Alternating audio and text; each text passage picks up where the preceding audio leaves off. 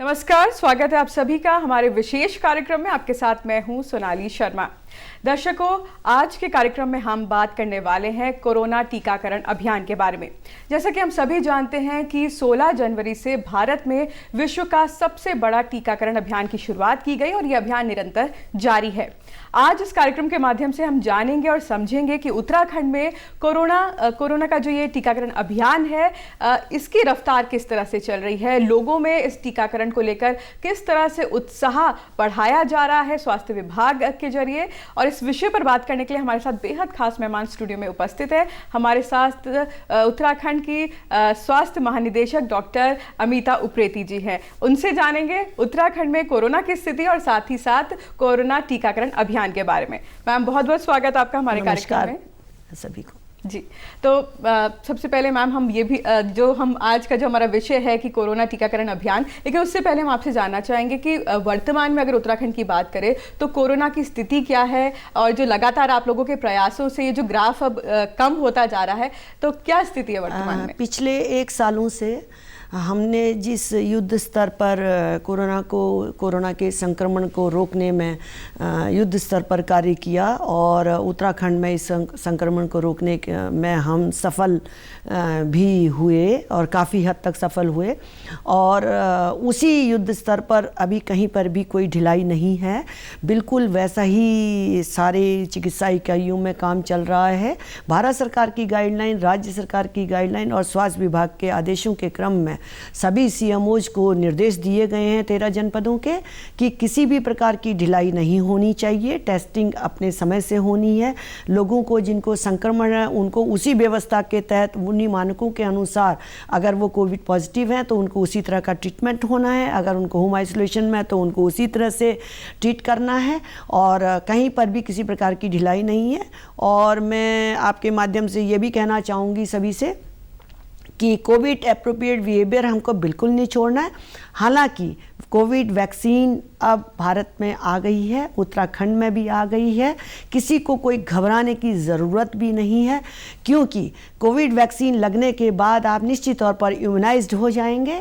तो लेकिन आप ये बिल्कुल भी नहीं सोचना है कि हमको मास्क से दूर रहना है। मास्क में किसी प्रकार की ढिलाई नहीं होनी है। हमको मास्क पहनना ही पहनना है, 2 गज की दूरी रखनी ही रखनी है, सैनिटाइजेशन या हाथ को धोना ही धोना है। ये 3 चीज़ों का हमको, स्पेशली जब हम भीड़ में जा रहे हैं, तो इसका उपयोग करना ही पड़ेगा, इसका अनुपालन करना पड़ेगा, तभी हम कोविड को टोटली संक्रमण को रोकने में सफल हो पाएंगे। बिल्कुल मैम। टीकाकरण की अगर बात करें तो 16 जनवरी से टीकाकरण अभियान की शुरुआत हुई। विश्व का सबसे बड़ा टीकाकरण अभियान है। उत्तराखंड की बात करें तो किस तरह से धरातल पर इस अभियान को क्रियान्वित किया जा रहा है? हम भारत सरकार के और माननीय प्रधानमंत्री जी के बहुत आभारी हैं कि उन्होंने उत्तराखंड राज्य में जो टीका दिया वो काफ़ी अच्छा टीका है, जिसको कोविशील्ड कहते हैं, और सीरम इंस्टीट्यूट और पुणे से ये टीका है। और इस टीके में किसी भी प्रकार की भ्रांति नहीं होनी चाहिए और टीका बिल्कुल सफल है। आप उत्साहपूर्वक इसको कर सकते हैं और सेफ है। बिल्कुल। मैम, देखने को मिला है कि जिन लोगों ने जब पहली डोज लगाई, उसके बाद जब दूसरी डोज का वक्त आया तो कहीं ना कहीं लोगों में वो उत्साह नहीं देखा गया। तो ऐसे में स्वास्थ्य विभाग, जो लोग की दूसरी डोज ड्यू हो चुकी थी, उनके लिए किस तरह से आगे बढ़कर उनको अवेयर किया गया? जिन लोगों को फर्स्ट डोज लगी है, भारत सरकार की गाइडलाइन के हिसाब से उनकी सेकंड डोज उसी समय सुरक्षित कर दी गई थी। ये मानक है, क्योंकि पहली डोज लगने से अगर आपने दूसरी डोज नहीं लगाई तो उसकी कोई फ़ायदा नहीं है, क्योंकि आपकी बॉडी में इम्यूनिटी कोरोना के अगेंस्ट बनेगी ही नहीं। इसलिए प्रत्येक व्यक्ति को जिसको पहली डोज लगी है उसको दूसरी डोज लगाना बेहद अनिवार्य है। और तभी जब सेकंड डोज लगेगी तो उसके 2 वीक्स के बाद इम्यूनिटी स्टार्ट होगी और आप उसके कोरोना के संक्रमण से तभी बच पाएंगे। बिल्कुल।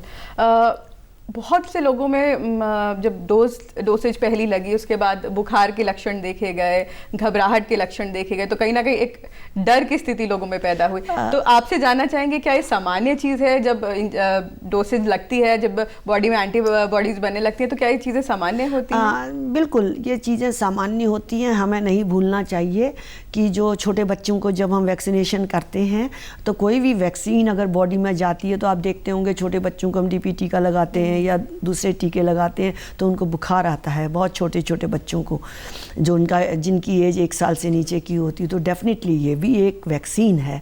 तो वैक्सीन जब बॉडी में प्रवेश करती है तो हमारी एंटीबॉडीज स्टार्ट होती हैं बनना उस बीमारी के अगेंस्ट, जो कि हमें प्रोटेक्ट करती हैं। तो इसलिए थोड़ा बहुत कुछ मैलेज, बुखार, गिडीनेस, इस तरह के सिम्टम्स आते हैं, उनसे कोई घबराने की ज़रूरत नहीं है। वो 1-2 दिनों में सेट ऑफ हो जाते हैं और आप स्वस्थ रहते हैं। बिल्कुल। और डॉक्टर साहब ये भी जानना चाहेंगे कि अगर ये चीज़ें परसिस्ट करें तो क्या डॉक्टरी सलाह दोबारा वहाँ पर ली जा सकती है अगर इस तरह के सिम्टम्स बढ़े या देखने को ज़्यादा मिले? बिल्कुल सोनाली जी, अगर आपको बुखार है किसी को जिसने की वैक्सीन ले रखी है और हल्का बुखार है तो आप पैरासीटामोल की गोली ले सकते हैं, अपने घर में आराम कर सकते हैं, आप ऑफिस ना जाएं उस समय। और लेकिन अगर आपको लगता है कि मैं 1-2 दिन के बाद भी ठीक नहीं हुआ हूँ और मेरा फीवर बहुत हाई ग्रेड चला गया है, 100 से ऊपर चला गया है, तो डेफिनेटली आप चिकित्सक की सलाह लें।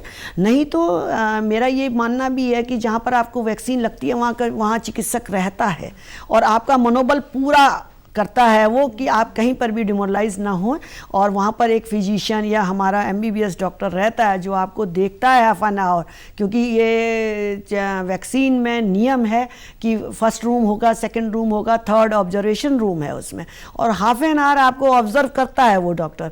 अगर आपको किसी प्रकार के कोई बहुत ज़्यादा सिम्टम्स नहीं होते तो घबराने की ज़रूरत नहीं है। लेकिन अगर कोई तेज़ बुखार है तो डेफिनेटली आप फिजिशियन की सलाह लें, उसकी सलाह के हिसाब से आप जो है दवाई लें। बिल्कुल। डॉक्टर उप्रेती ये भी जानना चाहेंगे कि 24 घंटे पहले और 24 घंटे वैक्सीनेशन के बाद किस तरह की सावधानियां बरतनी चाहिए जिससे उसका जो असर है वो अच्छे से हो और जो साइड इफ़ेक्ट्स हैं वो ना हो? 24 घंटे पहले तो ऐसा कुछ नहीं है। हाँ, ये है कि अगर आप डायबिटीज़ हैं, कोई कैंसर के मरीज हैं या कोई आपकी थेरेपी चल रही है, आप अभी तो हेल्थ वर्कर और फ्रंटलाइन वर्कर्स के ही लग रहे हैं, तो आप बता सकते हैं कि हमको ये बीमारी है, लेकिन फिर भी आप टीका तो लगाना ही है आपको, क्योंकि कोविड से भी आपको बचना है उसके संक्रमण से, तो आप डॉक्टर की सलाह ले सकते हैं। हाँ, वैक्सीन जब लग गई तो आपको हाफ एन आवर तो हर व्यक्ति को ऑब्जर्वेशन रूम में देखा ही जाता है, तभी उसको घर भेजा जाता है। उसके बाद भी उसको घर जाने के अगर 24 आवर्स या 48 आवर्स में कोई कंप्लेन होती है तो पैरासीटामोल की गोली खाने की सलाह दी जाती है, तो वो खा ले। अगर थोड़ा सा बॉडी में एक होता है, बॉडी पेन होता है, या आपको हल्का फुल्का बुखार आ रहा है, या सर में हल्का सा दर्द है आपको, या जो इंजेक्शन साइट है उसमें आपको पेन हो रहा है, तो वो उस गोली से ठीक हो जाते हैं। तो मेरा मानना है कि उसमें घबराने की कोई ज़रूरत नहीं है। वैक्सीन सेफ है, आप उत्साहपूर्वक उसको लगाएं और कोविड-19 के संक्रमण से बचें और स्वस्थ रहें। बिल्कुल। तो डॉक्टर साहब, बहुत से ऐसे लोग होते हैं जो, जैसे आपने भी बताया कि डायबिटिक हैं या किसी अन्य बीमारी से ग्रसित है और उसकी भी मेडिकेशंस चल रही हैं, तो जब कोविड का टीका लगाने हम पहुंचे तो किस तरह की जानकारी हमें अपने डॉक्टर के साथ साझा करनी चाहिए ताकि उनको पता रहे कि पहले से ये मेडिकेशन चल रहा है? आप उनको बता दें, वो पूछते हैं आपसे कि आपको कोई बीमारी तो नहीं है, तो आप जब फर्स्ट रूम में जब आप आईडी कार्ड देते हैं, दूसरी चीज़ें देते हैं, तो वो पूछते भी हैं कि आपको कोई इस तरह की कोई प्रॉब्लम तो नहीं है।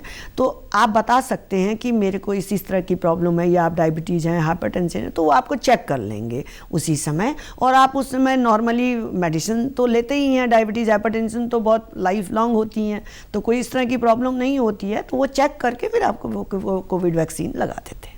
डॉक्टर साहब, प्रेग्नेंट लेडीज़ की भी अगर बात करें तो उनको भी फिलहाल अभी वैक्सीनेशन से थोड़ा सा भी रोका हुआ है, इसकी वजह आप क्या मानते हैं? भारत सरकार की गाइडलाइन जो आई हैं उनके अनुसार जो है अभी 10 साल के नीचे के बच्चे और गर्भवती महिलाएं पूरे भारतवर्ष में अभी उनको टीका नहीं लगेगा। ये उनकी तरफ से गाइडलाइन आई, कहीं ना कहीं अभी सेफ्टी के तौर पर उनकी गाइडलाइन में अभी वो नहीं है। गाइडलाइन में सिर्फ जो अभी आई आई हैं भारत सरकार के हिसाब से, उसमें पहले हेल्थ वर्कर्स हैं, फिर फ्रंट लाइन वर्कर्स हैं।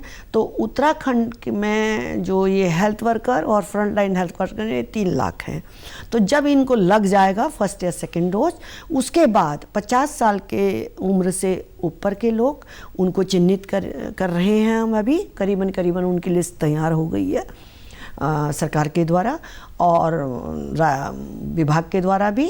और जो 50 साल से नीचे या ऊपर हैं, कोमॉर्बिडिटी है, जैसे किसी को कैंसर है, डायलिसिस है, हाइपरटेंशन है, डायबिटीज़ है या और बीमारियों से वो ग्रसित हैं, तो ऐसे हार्ट पेशेंट्स हैं, तो ऐसे लोगों को भी टीके के लिए चिन्हित कर रखा है जो पोर्टल में अपलोड हो रहे हैं। तो जो सेकंड राउंड होगा, जब ये फर्स्ट राउंड हेल्थ वर्कर्स और front line workers, health workers तो पूरा स्वास्थ्य विभाग के लोग हुए, फ्रंट लाइन वर्कर्स में जो रेवेन्यू है, नगर निगम है, सफाई कर्मचारी हैं, पुलिसकर्मी हैं, ये सब हैं। तो जब इनका पूरा हो जाएगा तो उसके बाद सेकंड फेज़ में जो मैंने अभी गाइडलाइन बताई आपको, 50 इयर्स और 50 इयर्स प्लस कोमॉर्बिड इनको लगेगा। उसके बाद फिर पूरी पॉपुलेशन को भी लगना है, धीरे धीरे वो भी आएगी साथ। बिल्कुल। और ये सवाल कहीं ना कहीं कई बार हमारे पास भी आया है कि आम लोगों तक टीका कब तक पहुंचेगा, तो उसका आपने जवाब दिया। तो आम लोगों तक टीका पहुंचेगा और आम लोग उसका इंतज़ार करें, धीरे धीरे टीका सब तक आएगा। बिल्कुल। डॉक्टर साहब, जब टीकाकरण अभियान की शुरुआत हुई तो कहीं ना कहीं इसके लिए एक जो व्यवस्थाएं होती, एक इंफ्रा, वो भी तैयार करना एक बहुत बड़ी कहीं ना कहीं चुनौती रहा होगा उत्तराखंड स्वास्थ्य विभाग के लिए। तो किस तरह से आप लोगों ने तैयारियां की, क्योंकि टीके को हिफाजत से भी रखना है, लोगों तक पहुंचाना है, तो उस पूरे इंफ्रा के बारे में जानकारी दीजिए। बिल्कुल। ये हम जब जनवरी में हमने इसको टीकाकरण आया था भारत सरकार से, उसके 3 महीने पहले से हमने युद्ध स्तर पर ये रात दिन काम करते हुए इसको पोर्टल में, एक एक व्यक्ति का पोर्टल में नाम चढ़ाया गया और भारत सरकार को भेजे गए ये पोर्टल से नाम, और उसी के अनुसार वहाँ से टीकाकरण जो है डिस्ट्रीब्यूशन भी वहीं से हुआ, और जितने लोग थे उनके हिसाब से ही टीका वहाँ से आता है और उसके हिसाब से वो डोजें लगती है। बिल्कुल। उत्तराखंड में कई क्षेत्र ऐसे हैं जो बहुत दूरस्थ हैं, जिन तक पहुंचना बहुत मुश्किल होता है, वहाँ पर जाते हैं स्वास्थ्य टीकाकरण की पहले की बात करें तब सुविधाएं पहुंचाना, और अब जब टीकाकरण अभियान शुरू हो चुका है तो ये चुनौतियां किस तरह से सामने दिखती हैं, पार कैसे पाया जाता है? बिल्कुल, हमारा जो रोड मैप है बिल्कुल क्लियर है, हमने युद्ध स्तर पर उसका मैप बना लिया है, हम काम भी कर चुके हैं, आधा फर्स्ट डोज लग भी चुकी है, और हमारी जो रूट लेवल पर PSC SADs हैं, हमने वहाँ तक ट्रेनिंग कर दी है, और अगर आम जनता को भी लगने का सवाल होगा तो हम उसके लिए भी तैयार हैं टीकाकरण के लिए, क्योंकि हम नीचे तक लेवल तक, ब्लॉक लेवल तक ट्रेनिंग कर चुके हैं कि किस तरह से अगर वैक्सीन होती है तो हम चरणबद्ध तरीके से जैसे फर्स्ट पर health workers, front line workers, फिर 50 इयर्स कोमॉर्बिड, फिर भारत सरकार की जो भी गाइडलाइन आएगी उसके हिसाब से जो भी आदेश वहाँ से ऊपर से मानक आएंगे और आदेश आएंगे, उसके हिसाब से हम बिल्कुल लगाने के लिए स्वास्थ्य विभाग तैयार है। बिल्कुल। टीकाकरण अभियान के लिए जिस तरह से रजिस्ट्रेशन करना है ऐप के जरिए, तो वो भी हम चाहेंगे आप दर्शकों को एक बार बताएं, आने वाले समय के लिए वो तैयार रहें, जो आम लोग हैं, हालांकि जो अभी फ्रंट लाइन वर्कर्स हैं, स्वास्थ्य विभाग के जो लोग हैं, उनका टीकाकरण चल रहा है, लेकिन आम लोगों तक जब ये सुविधा पहुंचेगी तो किस तरह से वो रजिस्ट्रेशन, जब आम लोगों तक ये सुविधा पहुंचेगी तो उस समय उनको ट्रेनिंग भी दी जाएगी, और जो लोग उनसे, चाहे स्वास्थ्य विभाग के लोग हैं या और विभागों से हम जो मदद लेंगे उस समय टीकाकरण के लिए, तो उन लोगों की ट्रेनिंग भी हो जाएगी। जैसे मैं उदाहरण देती हूँ आपको, पल्स पोलियो अभियान था, MR वैक्सीन प्रोग्राम था मीजल्स का, और वो इतना बृहत लेवल पर चला कि एक एक बच्चा छूट ना जाए, तो कोविड वैक्सीन भी उसी के अनुसार, हम एक एक व्यक्ति छूट ना जाए, तो उसके तहत ही हम काम करेंगे और उनको ट्रेनिंग उसी के अनुसार हम देंगे। कहीं कोई दिक्कत नहीं है, कई राउंड ट्रेनिंग्स होती हैं इसमें। जब ऐप की बात आती है तो पहले तो डिपार्टमेंटली कई राउंड ट्रेनिंग्स होती हैं, फिर उनको समझाया जाता है, तब फिर वहाँ के जहाँ पर टीका लगेगा, जिस भी, माना एक ब्लॉक में लगता है या एक ग्राम में लगेगा, जहाँ भी लगेगा, तो वहाँ के लोगों से वो बात शेयर करते हुए उस बात को पहले ट्रेनिंग हो जाएगी, उसके बाद ही टीका लगेगा। बिल्कुल। डॉक्टर प्रीति, कुंभ मेला अब हमारे लिए एक बड़ी चुनौती है कहीं ना कहीं, अगर कहा जाए स्वास्थ्य विभाग के लिए, क्योंकि भारी संख्या में लोग दूसरे राज्यों से आते हैं, उत्तराखंड के लोग भी जाते हैं, पहुंचते हैं हरिद्वार। ऐसे में कुंभ को लेकर स्वास्थ्य विभाग की क्या कुछ तैयारियां? राज्य सरकार की जो गाइडलाइन है और स्वास्थ्य विभाग की गाइडलाइन के हिसाब से, और माननीय उच्च न्यायालय भी इसमें बहुत ज़्यादा गंभीर हैं कि कोरोना का संक्रमण कुंभ में ना फैले और उसको रोकने के 100% प्रयास किए जाएं। तो स्वास्थ्य विभाग के द्वारा कई हॉस्पिटल्स तैयार किए जा रहे हैं और काफ़ी डॉक्टर्स वहाँ पर अपॉइंट कर दिए हैं, फार्मासिस्ट अपॉइंट कर दिए हैं, नर्सेज अपॉइंट कर दिए हैं, कुछ टेम्परेरी हॉस्पिटल्स की भी संरचना करी जा रही है और इस तरह से संरचना करी जा रही है कि कोविड में अगर जो श्रद्धालु हैं अगर वो आते हैं तो उन्हें किसी प्रकार की कोई परेशानी ना हो। साथ में प्रशासन को भी ये कहा गया है कि वो भी ये व्यवस्था कर ले, पुलिस उसमें भागीदारी है, स्वास्थ्य विभाग की भी भागीदारी। अगर श्रद्धालु आते हैं बाहर से तो बॉर्डर्स पर इसकी टेस्टिंग की अरेंजमेंट्स हो और इसमें किसी भी प्रकार से कोई कोविड पॉजिटिव पेशेंट अगर पेशेंट में परिवर्तित होता है वो आम जनमानस के बीच में ना जा सके और उसको कोविड गाइडलाइन के हिसाब से एडमिट या जो भी उसके मानक होते हैं वो व्यक्ति उस हिसाब से हम भर्ती करेंगे। यानी कि कहीं ना कहीं अगर कोई पॉजिटिव वहाँ पर केस निकलता है तो उसके आइसोलेशन की व्यवस्था भी वहाँ पर सब पूर्व में जैसे ही कोविड की जितनी व्यवस्थाएं और जो गाइडलाइंस थी, चाहे वो हॉस्पिटल्स थे, चाहे वो आईसीयू है, चाहे वो सीसीसी है, सारी व्यवस्थाएं वैसे ही हैं कुंभ में भी, कहीं कोई दिक्कत नहीं आएगी। टीकाकरण की बात करें तो क्या उसकी भी व्यवस्था कुंभ में की जाएगी? भारत सरकार को अभी एक बैठक हुई थी, उसमें निर्णय लिया गया कि जितने लोग कुंभ में काम कर रहे हैं, हमारे डॉक्टर्स हैं, फार्मासिस्ट हैं, नर्सेज हैं, तो उनको टीकाकरण होना चाहिए। तो भारत सरकार को हमने एक्स्ट्रा डिमांड कर रखी है कि कुंभ है तो हमें वैक्सीनेशन एक्स्ट्रा डिमांड कर दी जाए, उनके द्वारा एक्सेप्ट भी किया गया है, तो वो वैक्सीनेशंस वहाँ स्टार्ट हो जाएगा। बिल्कुल। मैम, अभी जो लोग पेशेंट्स हैं जो पॉजिटिव पाए जा रहे हैं उनका इलाज किस तरह से किया जा रहा है, क्योंकि टीकाकरण अब आ चुका है, तो क्या उनको भी जो कोविड का टीका है वो दिया जा रहा है या फिर पुरानी तरीके से जिस तरह से इलाज किया जाता था कोविड पॉजिटिव पेशेंट्स का वैसा हो रहा है? हमें बिल्कुल भूलना नहीं है और भ्रम में भी नहीं रहना है। बीमारी है और कोविड-19 से अगर हम संक्रमित होते हैं और पॉजिटिव आते हैं तो किसी प्रकार का भ्रम नहीं है। हमको बिल्कुल वही मानक तय करने हैं जो मानक हम पूर्व में करते आ रहे हैं। अगर हम पॉजिटिव हैं तो हम भर्ती होंगे, अगर हम पॉजिटिव हैं सिम्टम्स के साथ हैं, अगर खांसी बुखार जुकाम हमें हो रहा है तो हमको हॉस्पिटलाइज होना ही चाहिए। अगर हमारी अपनी लाइफ सेविंग के लिए तो हमें बताना भी है, अपने डॉक्टर को भी संपर्क करना है और एडमिट भी होना है, और वहाँ एडमिट अगर होंगे तो उनके द्वारा ट्रीटमेंट दिया जाएगा और हम निश्चित तौर पर जल्दी स्वस्थ भी हो जाएंगे और अपने परिजनों के साथ चले जाएंगे।